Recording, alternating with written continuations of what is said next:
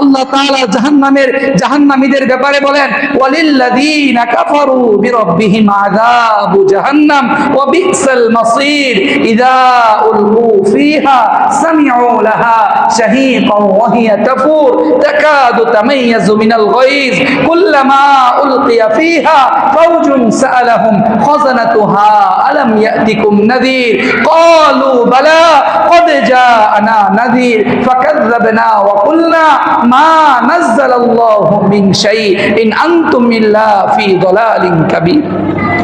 জাহান্নামীরা যখন জাহান্নামের ভয়াবহ গর্জন শুনে, ভয়াবহ দৃশ্য শুনে, তাকাদু তামাইয়াজু মিনাল গায়জ, জাহান্নামের উত্তপ্ত সে আগুন দেখে চিৎকার করতে থাকবে, হায় হায় এ কি আগুন দেখলাম, কি ভাবলাম কি হয়ে গেল, মনে করছিলাম জাহান্নাম মনে হয় অল্প একটু শাস্তি ভোগ করব, হায় হায় ডানে আগুন বামে আগুন, পালাবো কোথায় কেউ নাই বাঁচানোর মতো।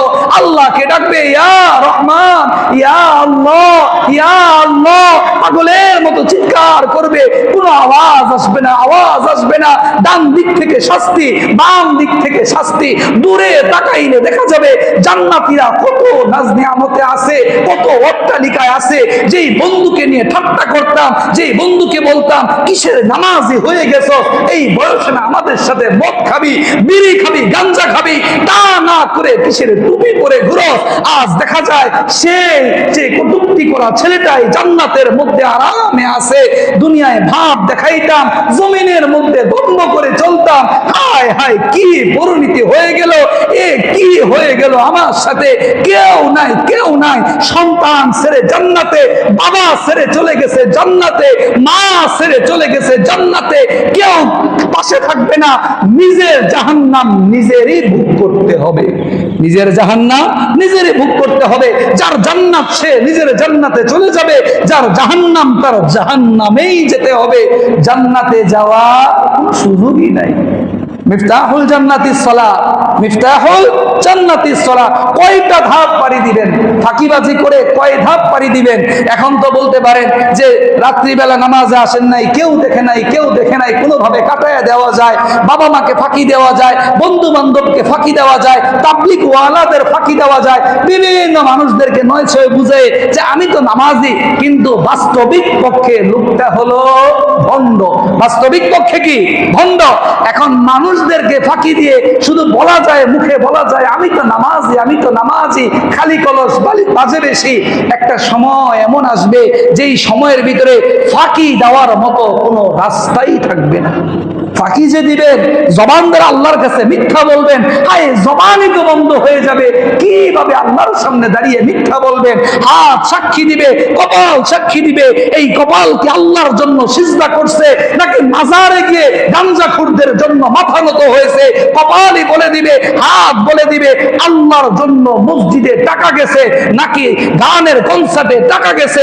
এই পা বলে দিবে এই পা কি মসজিদে আসছে, নাকি গানের কনসার্টে গেছে।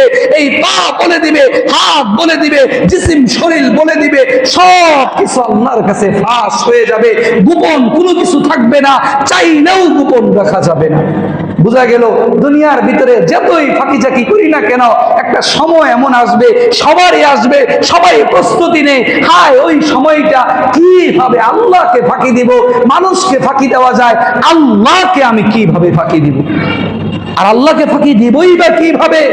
এমন একটা জায়গা, লুকানোর জায়গা নাই, প্রশস্ত মাঠ, খোলা মাঠ।